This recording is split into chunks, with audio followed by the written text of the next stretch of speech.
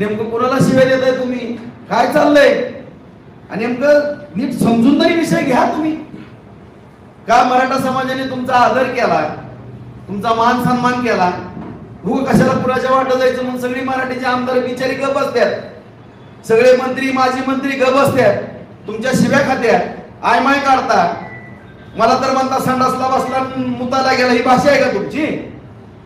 अरे माझ्या आताड्याला इन्फेक्शन झालं होतं म्हणून मी तुम्हाला 4-5 दिवस लेट आलो भेटायला, आम्हाला संडास मध्ये बसला काय, अशा जर भाषा काय पद्धत आहे का ही बोलायची? ही सुसंस्कृतपणा तुमचा झाला का? हे छत्रपती शिवरायांनी आपल्याला शिकवलंय का? या प्रश्नाचं उत्तर द्या. आता तुम्ही नका सुद्धा म्हणले माजलगावच्या सभेमध्ये त्या राजेंद्र राऊत आमदाराला असं तसं, त्यांच्या ताईला विचारा आरक्षणाची काय गरज आहे. अरे आरक्षणाची गरज माझ्या बायकोला पण माहित आहे. परत म्हणले त्याच्या आईबापाला विचारा, माझ्या आईबापाला पण माहित आहे दादा, माझ्या बायकोला पण माहित आहे. आता माझ्या बायकोनी आईबापाने काय केलं तुम्हाला काय बोललेत का? मी तरी काय बोललोय का?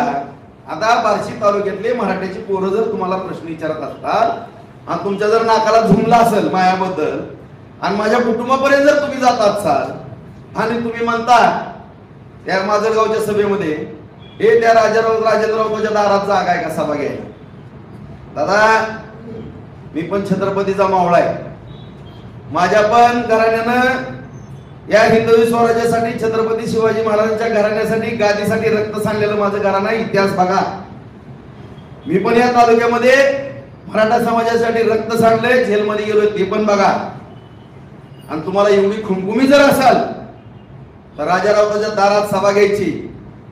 तुम्ही जर मराठा समाजासाठी प्रामाणिक उद्देशानं कुणाला मॅनेज न होता किंवा एकाला टार्गेट करून, एकाला म्हणजे ती फडणवीसांचं मी म्हणत नाही, महायुती सरकारचं म्हणतो, शिंदे साहेब मुख्यमंत्री आहेत मराठ्याचे आहेत, फडणवीस साहेब ब्राह्मणाचे असतील असू द्या, अजितदादा पण मराठ्याचे आहेत.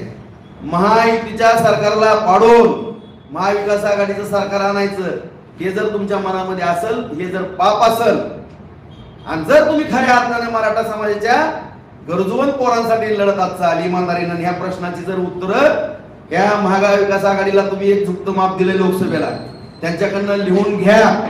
मला सांगा राजेभाऊ राऊत, मी लिहून आणतो. हे देवेंद्र फडणवीस आणखीन कोण, एकनाथ शिंदे कशी लिहून देत नाहीत मी बघतो, अजितदादा कशी लिहून देत नाहीत ती माझी जबाबदारी. आणि जर त्यांनी नाही लिहून दिलं, सगळे पत्रकार मराठा समाज बांधव तुम्ही आहेत, राजकीय संन्यास राजाभाऊ राऊतचा जाहीर आपला राजकारणाचा संबंध नाही, यांनी जर नाही लिहून घेतलं तर या तिघांकडनं, पण तुम्ही ह्या तिघांकडनं लिहून आणायची जबाबदारी तुमची, ह्या तिघांकडनं आणायची जबाबदारी माझी. आणि जर ह्या तिघांनी नाही लिहून दिलं तर राऊत घरानं राजकारणापासून अनेक फक्त छत्रपती शिवराय प्रतिष्ठान काढो आणि या मराठा समाजाची प्रामाणिकपणानं भले 10-20 एकर जमीन राहिली तरी चालेल, अख्खी इस्टेट गेली तर आम्ही मराठा समाजाची या ठिकाणी सेवा करू, त्यांचं पाय धुवून पाणी पिऊ आणि सगळ्या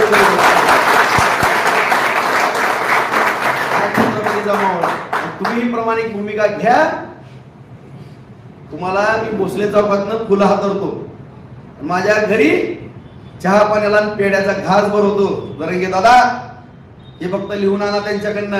आणि मला सांगा राजेभाऊ राऊत, मी हे काम केलंय, मी वाघ आहे मराठ्याचा, या वाघाने काम केलंय, तुम्ही दिलेला शब्द तुम्ही पाळा. तुमचा हातात कागद घेतो लगेच एकनाथ शिंदे साहेब फडणवीस साहेब नाजीदादांकडे जातो, त्यांना सह्या मागतो. जर नाही सह्या दिल्या तर बार्शीत अशीच पत्रकार परिषद घेतो आणि राजेंद्र राऊत घराचा राजकीय संन्यास जाहीर करतो. दादा हा माझा शब्द राहील. पण जर ह्या मराठ्याच्या छाव्याला छत्रपतीच्या मावळ्याला डावचाचा प्रयत्न केला तर हे मराठ्यांसाठी आणि हिंदवी स्वराज्यासाठी रक्त सांडणार घराणं आहे.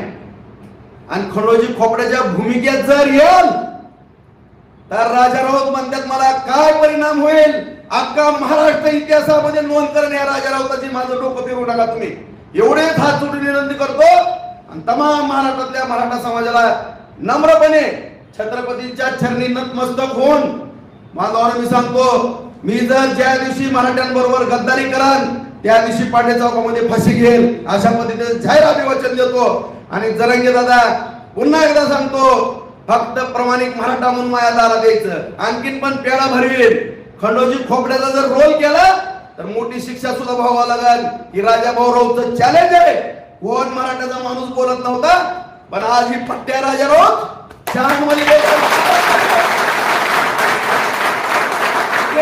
किती तुकडे व्हायचे, पण किती तुकडे करायला लावायचे त्याचं भान मला पण राहणार नाही. आणि सभा उधळणं बिधळणं माझं काम नाही. इमानदारीनं या पाटील सावकार, 50 लाख रुपये खर्चून तुमची जर गेला सभा जाहीर केल्याची जबाबदारी या राजा राऊताची असेल. आणि प्रत्येक घरातला बाया माणसासहित अख्खा मराठा समाज भगवंताच्या ग्राउंड किंवा पाटील सावकार आणून उभा करण्याची जबाबदारी राजा राऊताची असेल. सभेची तारीख सांगा, त्या सभेमध्ये खडा सुद्धा पडणार नाही. हे ह्या पट्ट्याच्या छत्रपतीच्या छाव्याची मावळ्याची जबाबदारी असेल संरक्षण करायची. ह्याच्यातनंच ही उत्तर दादा, आणि इथनं पुढे तुम्ही उत्तर द्याच. मग माझी 10-20 हजाराची सभा तुम्ही आहे तर मी आहे जमली जाता.